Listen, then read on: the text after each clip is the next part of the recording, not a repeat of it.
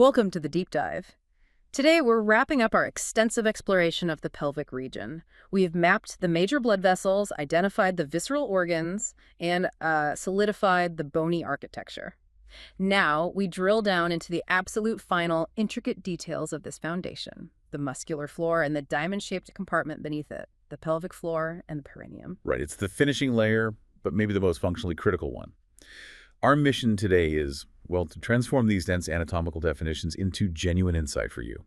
We are unpacking the specialized anatomy that controls the outflow tracts, focusing on the compartmentalization and, crucially, the clinical relevance of every muscle, ligament, and fascial layer in this small, high-stress area. Yeah, if you want to understand things like continence or childbirth trauma or even surgical interventions down there. This is the foundational knowledge you absolutely need. Okay, so our sources, drawing heavily on detailed anatomical texts, give us the raw material. We're going to slow down a bit, explore the kind of counterintuitive mechanics of pelvic support, synthesize that dual nature of the anal canal we hear about, and precisely detail the physiological mechanisms that make the male and female urogenital triangles so, well, unique. Okay, let's start where all stability begins. The bones. We have the pelvic girdle, which creates the ring. Briefly, we see two primary joint systems here.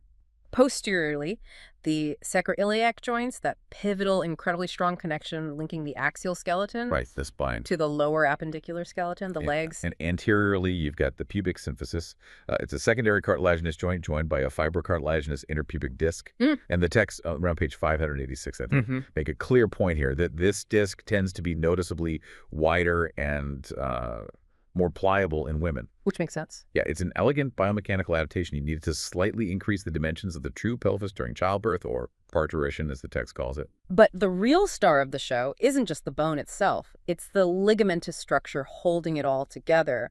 What makes this framework so robust, especially back there, posteriorly, where the entire weight of the torso is transferred down? Well, the strength comes from mechanical leverage, and it's actually quite counterintuitive when you first look at it.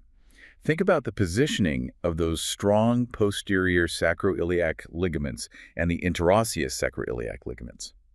Their fibers run obliquely upward and outward from the sacrum to the ilium. Okay. So when you stand up, that axial weight pushes the sacrum down and slightly forward. Right, gravity pulls it down. Exactly. But because of how those ligaments are angled, they don't just hold the bones near each other. They do something else. They actively engineer a compressive force. When that weight pushes down, the oblique ligaments actually pull the ilia inward, medially. Ah, so they squeeze the sacrum. Precisely. This movement drives the irregular surfaces of the sacroiliac joints together, effectively locking the sacrum between the two hip bones. It's like a self-locking suspension system, not just a simple buttress. That's clever. So if you damage those posterior ligaments... Lose that compressive lock, the whole lower back structure becomes significantly destabilized. It's really fundamental. Okay, let's move internal now, beneath that bony ring, to the soft tissue, the pelvic fascia.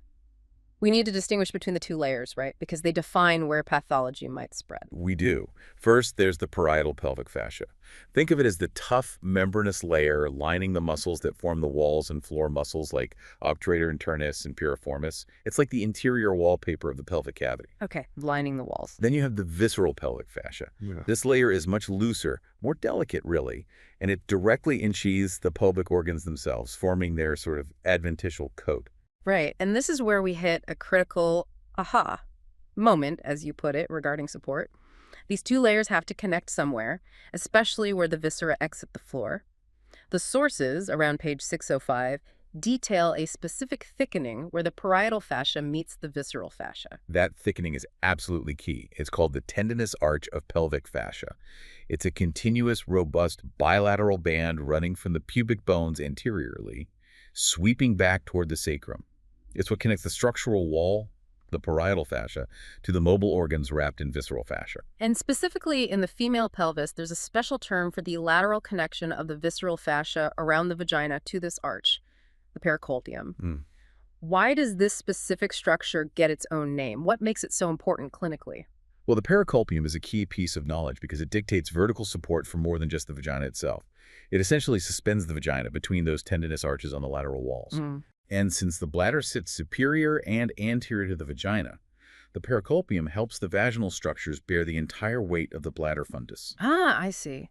So if that specific fascial sling, the pericarpium, gets stretched or torn maybe during a difficult birth. Then you immediately compromise the stability of the bladder. So if someone listening is trying to figure out different causes of pelvic floor weakness, failure of the pericarpium might specifically correlate with a cystocele bladder prolapse because that specific fascial tether is gone, separate from general muscle weakness. Precisely. That specific fascial injury allows the bladder to push down where it was once laterally supported. It really highlights that pelvic support isn't just about muscles. It's a complex, layered system of fascia and muscle working together. All right, let's move from the fascia to the primary muscle group of the floor, the pelvic diaphragm. Described as a dynamic sort of bowl or funnel-shaped structure, it's formed by the coccygeus muscle and then this massive, clinically crucial muscle mass called the levator ani. This muscle essentially forms the roof of the compartment we're about to enter, the perineum. The levator ani is, well, it's one of the most remarkable muscles in the body, really. It's this broad, thin sheet attached anteriorly to the pubic bones and then spanning backward. Its sheer size lets it act as the primary dynamic floor supporting all the abdominal pelvic viscera against gravity, and importantly, against certain increases in intra-abdominal pressure, like coughing or lifting. Anatomically, the sources around page 592 break it down into three distinct parts, even though they act functionally as one unit. You've got the puborectalis, the pubococcygus, and the iliacoccygus. Why bother differentiating these three if they work together? Is one part more critical? Oh, absolutely. The differentiation is functionally mandated. While the pubococcygus and iliacoccygus provide that broad, sort of hammock-like support, Right. the puborectalis is really in a league of its own when it comes to continence. It's the most medial and thickest part, and it forms a distinctive U-shaped sling. A sling that loops around the anorectum. And I understand it's tonically contracted, meaning it's tight almost all the time. That tonic contraction is the physical basis of fecal continence. By pulling the anorectum forward, anteriorly, the puborectalis sling creates that sharp, roughly 80-degree bend the anorectal angle. Only kinking a hosepipe. Exactly like kinking a hosepipe. It's a mechanical necessity. To initiate defecation, you have to voluntarily relax the specific muscle, which straightens out the anorectal angle. The levator ani also contracts reflexively during, say, coughing or sneezing, making sure those outflow tracts stay closed when pressure spikes suddenly. So it follows that if the integrity of the pelvic floor gets compromised, often through childbirth, as we mentioned, it's these specific muscles that bear the brunt of the trauma. That's the clinical reality, unfortunately. Childbirth is a massive physical stressor. Prolonged pressure from the fetal head, or just the forces of delivery, can injure the tear the pelvic fascia and, yes, most commonly, damage the levator ani. The sources, particularly the clinical box on page 606, emphasize that the most frequently torn components are the most medial and crucial ones, the pubococcyges and especially that puborectalis sling. Okay, let's spell out those consequences. When these muscles are stretched or torn, two major, often life-altering issues immediately come to mind, starting with urinary function. Right. The loss of support leads directly to urinary stress incontinence. Remember, the pubococcygeus muscles encircle and support the urethra and the bladder neck. When they weaken, the normal angle and position of the bladder neck relative to the urethra are altered. So when pressure increases? Exactly. A sudden increase in intra-abdominal pressure, a cough, a laugh, lifting something heavy, it overwhelms the weakened muscular support and urine dribbles out. It's a direct mechanical failure resulting from that muscle and fascial displacement. And the second major issue, fecal incontinence, stems directly from damage to that specialized puborectalis sling we discussed. Precisely. Damage to that U-shaped puborectalis sling means that vital anorectal angle, that kink, is flattened or lost. The ability to maintain that constant tonic mechanical barrier just disappears, leading to various degrees of fecal incontinence. The precise, involuntary coordination of the levator ani with the voluntary external anal sphincter gets disrupted. Trauma to this muscle group is probably the single most significant determinant of long-term functional deficits after pelvic trauma. Okay, having established that robust muscular roof with the levator ani, we can now step beneath that diaphragm and focus on the diamond-shaped compartment it creates, the perineum itself. It's defined externally by the entire, well, the whole bony and fibrous pelvic outlet. Right. And to help you map this diamond, let's visualize the boundaries. You've got the pubic symphysis as the apex up front, the coccyx is the apex at the back, and then the two ischiocubrosities, your sit bones, form the wide lateral corners. And we divide this compartment conceptually. Yes, we draw an imaginary transverse line between those two ischial tuberosities. This divides the diamond into the anterior urogenital UG triangle, which we'll get to, and the posterior anal triangle. Okay, two distinct zones. And right at the center of that dividing line, we find this critical intersection point known as the perineal body. The perineal body, or central tendon as it's sometimes called, is absolutely fundamental to stability, especially in women. It's not just inert tissue. The anatomy around page 6.6.6.1 describes it as an irregular mass of interlacing collagenous, elastic, and muscular fibers. It acts as the central nexus where 9 different structures meet and interlace. 9 structures. Wow, which key muscles converge there? It's the meeting point for the bulbospongiosus muscle, the external anal sphincter, the superficial and deep transverse perineal muscles, and crucially, slips of the levator ani muscle itself come down into it. It also blends superiorly with the rectovesical or rectovaginal septum, depending on sex, and attaches anteriorly to the posterior border of the perineal membrane. So in females. In the female, it's that crucial bit of tissue between the anal canal posteriorly and the lower end of the vagina anteriorly. Which means the perineal body is the functional epicenter. If this central point gets ricked or damaged, it's not just one muscle losing its attachment point. You destabilize the convergence point for the entire pelvic floor. Exactly. That explains why disruption here is so strongly correlated with severe pelvic organ prolapse. It pulls everything apart. ####B. The anal triangle and canal structures. Okay, let's focus now on that posterior triangle, the anal triangle. It's centered around the anal canal, the terminal, 2.5 to 3.5 centimeters of the large intestine, about an inch, inch and a half long. And for continence here, we rely on 2 distinct sphincters working together, right? Yes. First, you have the internal anal sphincter. This is involuntary smooth muscle, regulated by the autonomic nervous system. It maintains constant sympathetic tonus, kind of a baseline tightness for resting closure. Keeps the door shut unconsciously. Right. Then surrounding that, you have the external anal sphincter. This is large, voluntary skeletal muscle, primarily supplied by the inferior rectal nerve, which comes off S4. This voluntary control is what allows us consciously to override the urge to defecate when it's not convenient. And structurally. Superiorly, it blends seamlessly with the puborectal sling of the levator ani, showing just how interconnected the pelvic floor muscles and the perineal structures really are. But perhaps the most important anatomical landmark within the anal canal, the one that governs sensation and blood supply, is that invisible line, the pectinate line. It's described around page 664 as the physical demarcation of an embryological split. This is a crucial concept, absolutely crucial for clinicians. Superior to the pectinate line, the internal structures of the anal canal are derived from the embryological hindgut. Therefore, they receive visceral innervation via the autonomic nervous system and are supplied by the superior rectal artery. And the practical consequence of visceral innervation. It means the area is insensitive to pain, heat, or touch. It really only registers stretch or distension. Okay. Conversely, what about the region inferior to this line? The area inferior to the pectinate line is derived from the proctodium, which is external ectoderm, like skin. Consequently, it receives somatic innervation from the inferior rectal nerves, the same nerves supplying the skin around the anus. The blood supply comes from the inferior rectal arteries, branches of the internal pudendal. And the result of somatic innervation? Highly, exquisitely sensitive to pain, touch, and temperature, just like your skin. This dual nature, visceral above, somatic below, dictates how we classify and treat the major pathologies of this region. #tag C, clinical pathology of the anal region. All right, knowing that dual innervation is the key, let's look at hemorrhoids, as detailed in the clinical box on page 673. We define them entirely by their relationship to that pectinate line. Exactly. Internal hemorrhoids are prolapses of the rectal mucosa and the internal rectal venous plexus, since they originate superior to the pectinate line in that visceral territory. They're typically insensitive to pain. Right. Insensitive when they develop or bleed. The main symptoms might be painless bleeding, maybe some itching, or perhaps a feeling of pressure or incomplete evacuation, which relates to those visceral stretch receptors being stimulated.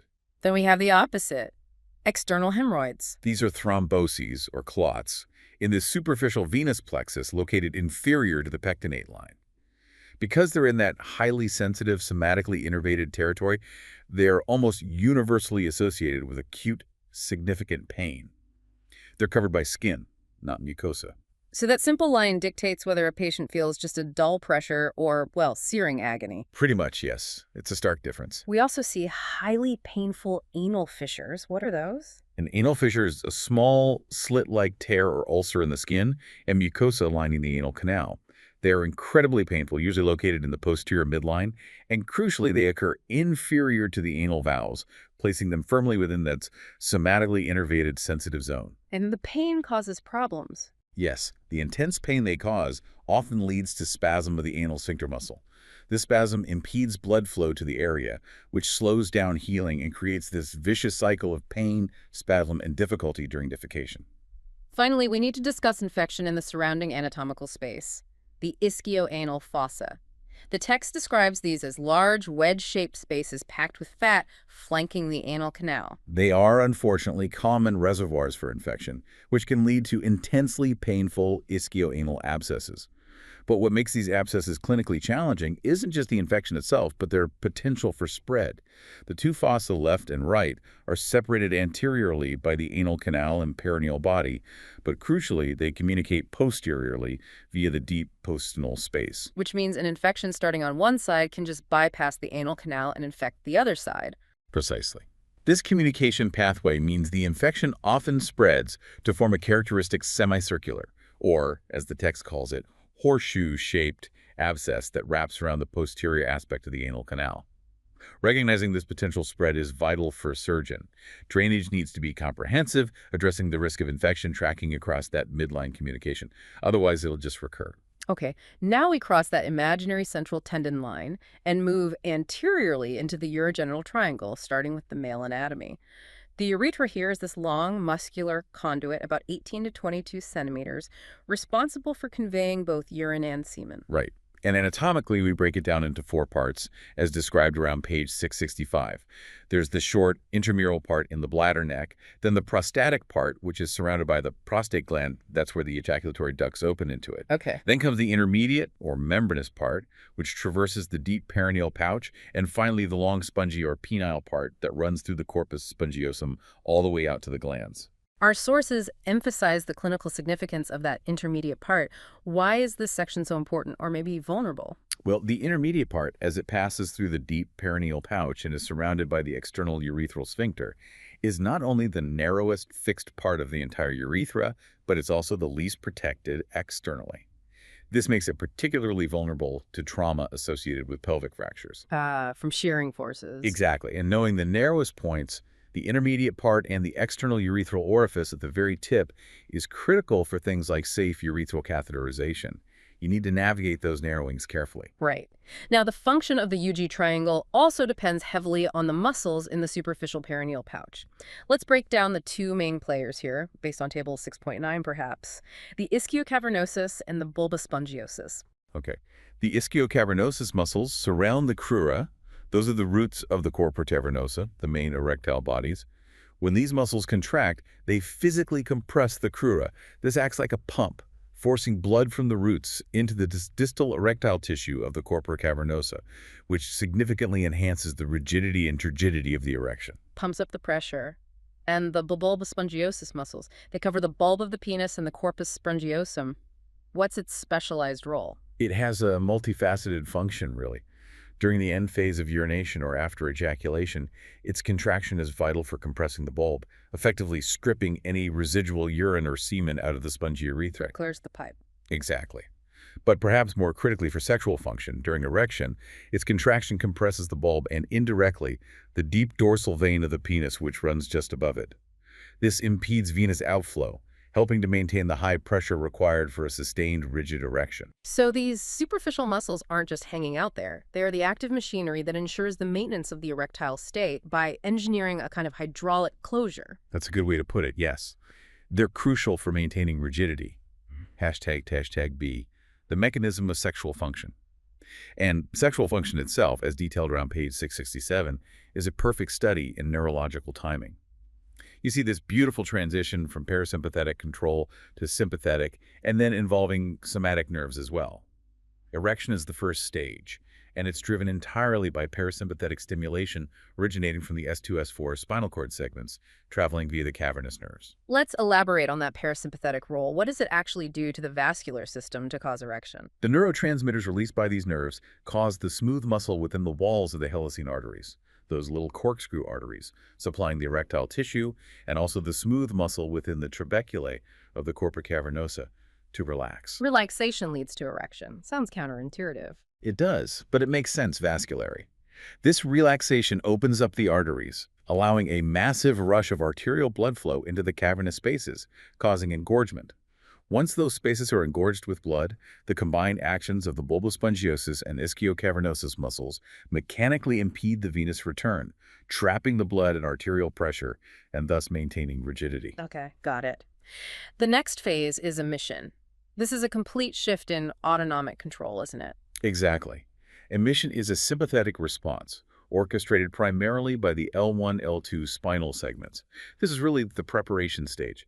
Sympathetic nerves cause peristalsis of the ductus deferens and the seminal glands, propelling sperm and seminal fluid into the prostatic urethra, where it mixes with prostatic fluid. The sympathetic system is essentially gathering all the components and delivering them to the starting line. Right, getting everything ready. Finally, we reach ejaculation, which the text describes as a complex, coordinated event requiring input from all three neural systems. It's definitely tripartite. First, the sympathetic system, L1, L2, ensures the internal urethral sphincter at the bladder neck closes tightly. This is vital to prevent retrograde flow of semen back into the bladder. Okay, stop. Backflow. Second, the parasympathetic system, S2, S4, causes rhythmic contractions of the urethral muscle itself. And third, the somatic nervous system, also S2, S4, fires off the strong rhythmic contractions of the bulbospongiosus muscles, which physically expel the semen forcefully from the urethra. Wow. It's a stunning display of neural synchronization, really, with that final somatic component providing the propulsive force. Now, the vulnerability of the urethra, particularly its narrow, relatively unprotected intermediate part, leads to potentially serious clinical issues. The clinical box on page 673 discusses two distinct types of urethral rupture and the resulting extravasation or leaking of urine. Let's start with high trauma, injury to the intermediate part of the urethra. This usually happens secondary to significant blunt force trauma, like a severe pelvic fracture that might shear the pubic symphysis or distort the pelvic ring. When that intermediate part ruptures, urine escapes into the deep perineal pouch. What's crucial here is understanding how far that urine can spread. Where does it go?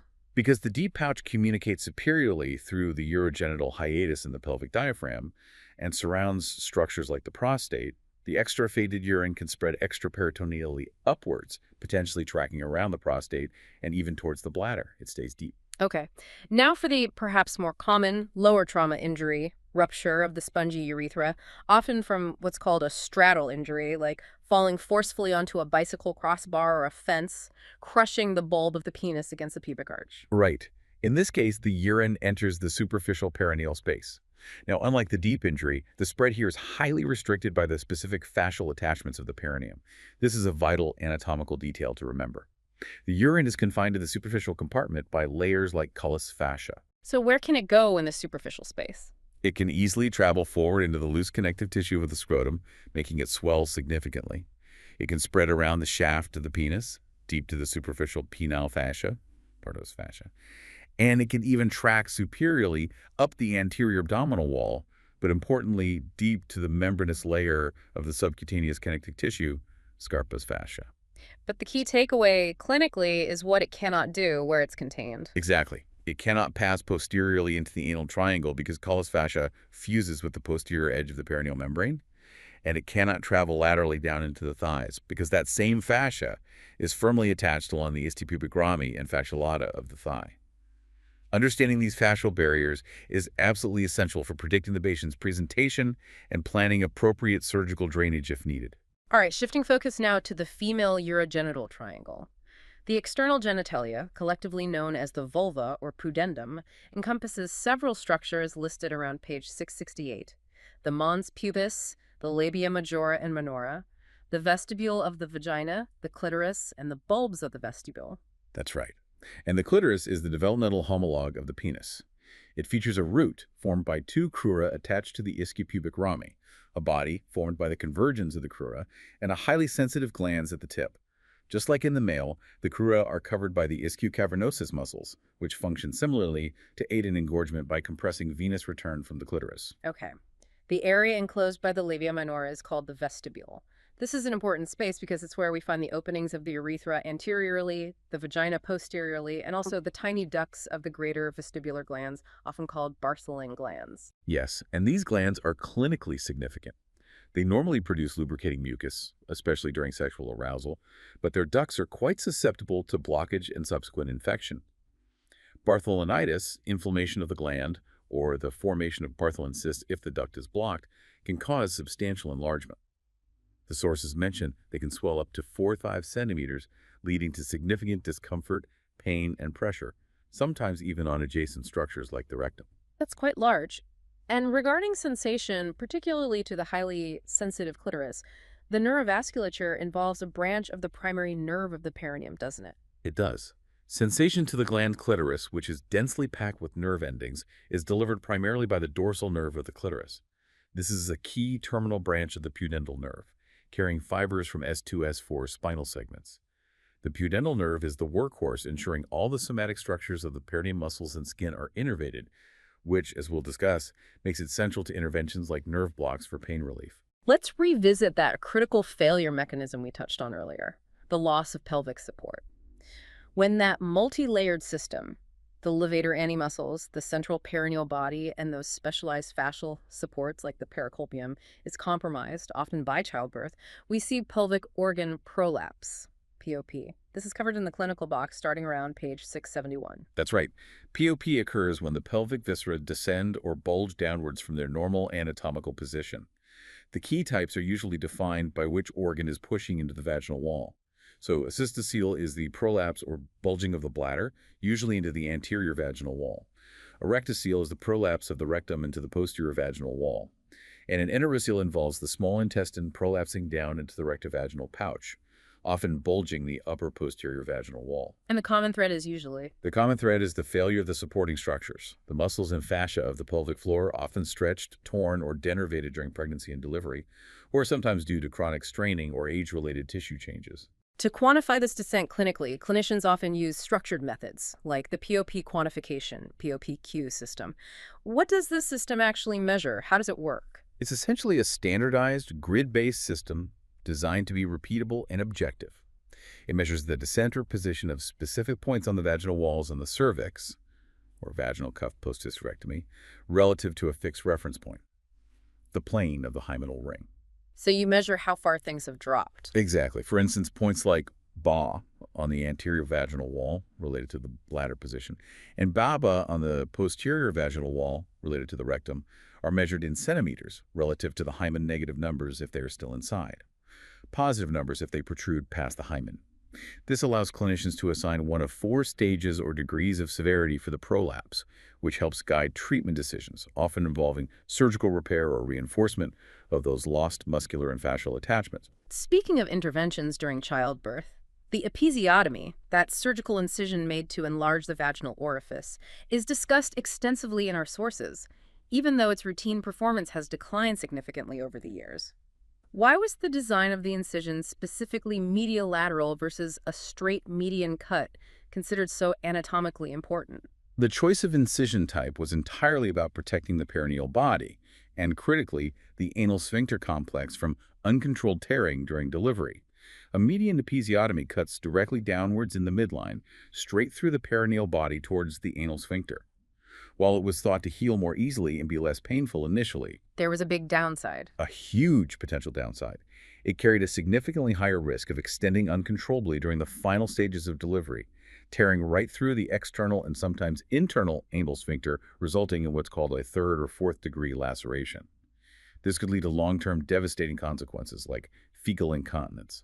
But the preferred medial-lateral incision design aimed to mitigate that specific risk. Yes, precisely.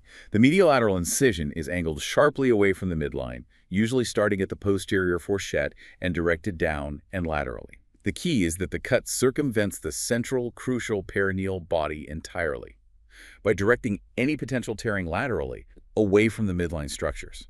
You avoid the anal sphincter and the anal canal. Exactly. It trades potentially slightly more complex healing or discomfort for vastly superior protection against the catastrophic injury of the anal sphincter and the lifelong burden of fecal incontinence.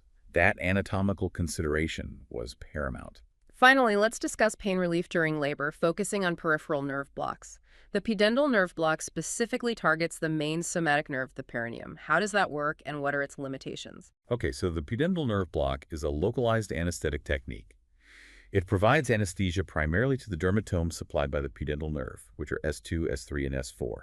This covers the vast majority of the perineum, the labia, the lower vagina, the area around the anus, which is crucial for providing pain relief during the second stage of labor, the pushing stage, when the baby stretches the perineum, and also for repairing any tears or an episiotomy afterwards. And where is it injected? The anesthetic is typically injected near the ischial spine, which is a bony landmark you can palpate vaginally. The pudendal nerve crosses just medial to the spine as it exits the greater sciatic foramen and hooks around the sacrospinous ligament to enter the pudendal canal in the ischioanal fossa. So you aim for the nerve right there. But as the texts point out, if a patient receives a pudendal block, they still feel the pain of uterine contractions. Why is that? What's the anatomical limitation? That's a critical distinction. The pain from uterine contractions and the stretching of the cervix and upper birth canal is conveyed by visceral afferent fibers. These fibers travel back to the spinal cord differently, mainly accompanying sympathetic pathways to the T10L2 spinal segments. So different nerve types and pathways. Completely different. The pudendal nerve block only targets the somatic sensory nerves, S2, S4, that supply the lower vaginal canal and the perineal skin and muscles. It effectively blocks the sharp, localized pain of the baby passing through the outlet, but it does not block the deep, cramping, visceral pain of the uterus contracting. Which naturally highlights the distinct advantages and different targets of regional anesthesia, like the epidural and spinal block, which target the spinal cord or nerve roots themselves. Exactly. An epidural block, typically delivered into the epidural space around L3, L4, aims to bathe the spinal nerve roots, covering all the relevant segments, T10 down to S4. This can anesthetize the entire birth canal, including the uterus, while often allowing the mother to retain some sensation of pressure for uterine contractions and maintain enough motor function to push effectively. And a spinal. A spinal anesthesia is injected directly into the subarachnoid space, mixing with the cerebrospinal fluid.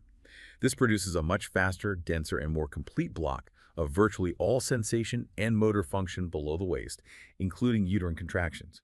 It's very effective, but used more for C-sections or when rapid, profound anesthesia is needed, and it carries slightly different risks, notably the potential for a post-dural puncture headache or spinal headache due to CSF leakage. The choice between these methods really depends on the clinical situation, the timing in labor, and the desired level and extent of sensory and motor block. #tag outro.